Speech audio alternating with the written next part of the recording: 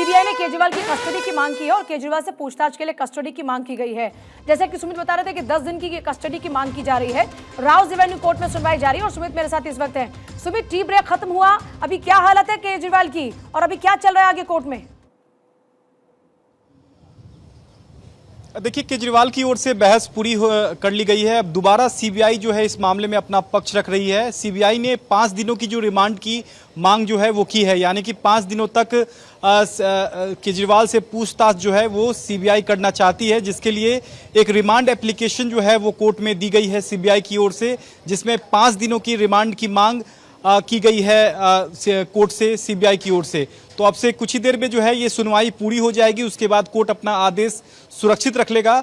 यहाँ सीधे तौर पर केजरीवाल के जो वकील हैं वो पेश हुए थे और उन्होंने इस पूरी गिरफ्तारी पर सवाल उठाया है और कहा है कि पिछले 2 साल से इस मामले में सीबीआई जांच कर रही है और 2 साल पहले पूछताछ के लिए जब सीबीआई ने बुलाया था उसके बाद से गवाह के तौर पर सीबीआई पहले बुलाती है, उसके बाद 2 साल बाद जाकर उन्हें गिरफ्तार कर लेती है। और ऐसे में गिरफ्तारी की ऐसे में क्या जरूरत पड़ी? केजरीवाल के वकील का यह भी इशारा था कि ईडी केस में उन्हें राहत मिलने वाली थी और ऐसे में जानबूझकर उनकी गिरफ्तारी जो है वो दुर्भाग्यपूर्ण और द्वेष भावना से जो है एक पॉलिटिकल मोटिवेटेड के तौर पर गिरफ्तारी जो है यहाँ की गई है।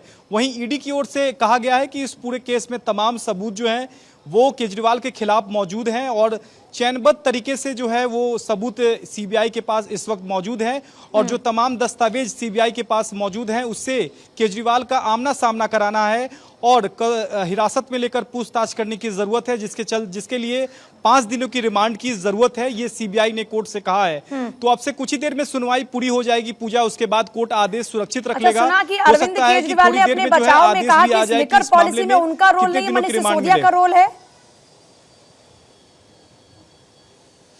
देखिए, ये केजरीवाल की ओर से नहीं कहा गया था, बल्कि सीबीआई ने केजरीवाल के हवाले से कोर्ट को ये बताया है कि इस पूरे मसले को लेकर सौरभ भारद्वाज और जो आतिशी हैं वो उनको रिपोर्ट नहीं करती थी बल्कि सिसोदिया को करती थी और सारा दारोमदार जो है वो सिसोदिया पर केजरीवाल ने ठहराया है। ये सीबीआई ने बयान दिया है कोर्ट में और केजरीवाल के हवाले से ये बात सीबीआई के वकील ने कोर्ट को ये बातें कही है। इसमें कितनी सच्चाई है ये सीबीआई के वकील ही बता पाएंगे, क्योंकि ये सीबीआई के वकील का दावा है कोर्ट में।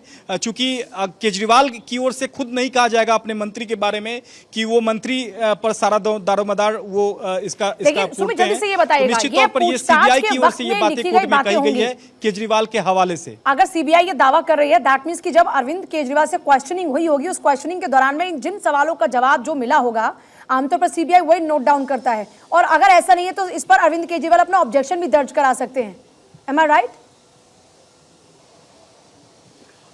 बिल्कुल बिल्कुल सही कहा पूजा आपने, और यही बातें जो हैं सीधे तौर पर केजरीवाल के वकील ने भी कही है कि ये जो बातें हैं वो ऐसी बातें केजरीवाल की ओर से नहीं कही गई थी। इसका काउंटर भी बाकायदा केजरीवाल के वकील ने कह दिया है। यहां तक कि सीबीआई का दावा यह था कि जब गोवा के कैंपेनिंग चुनाव में जब केजरीवाल गए थे तो 7 सितारा होटल में ठहरे थे और इसका जो भुगतान किया गया था वो हवाला का पैसा था। हवाला के पैसे से 1 लाख रुपए का जो भुगतान है वो सह आरोपी चरणप्रीत सिंह ने किया था, लेकिन इसके उलट में केजरीवाल के वकील ने साफ तौर पे कहा है कि यह हवाला का पैसा नहीं बल्कि दिल्ली सरकार की ओर से इसका भुगतान किया गया था। तो यहाँ आरोप प्रत्यारोप का दौर जारी है। यहाँ केजरीवाल के वकील का कहना है कि जो गिरफ्तारी हुई है वो पॉलिटिकल मोटिवेटेड गिरफ्तारी है और ऐसे समय में गिरफ्तारी करने का कोई मतलब नहीं रह जाता है। जब सीबीआई 2022 से जब इस मामले में जांच कर रही है, जब गवाह के तौर पर उनसे पूछताछ कर चुकी है,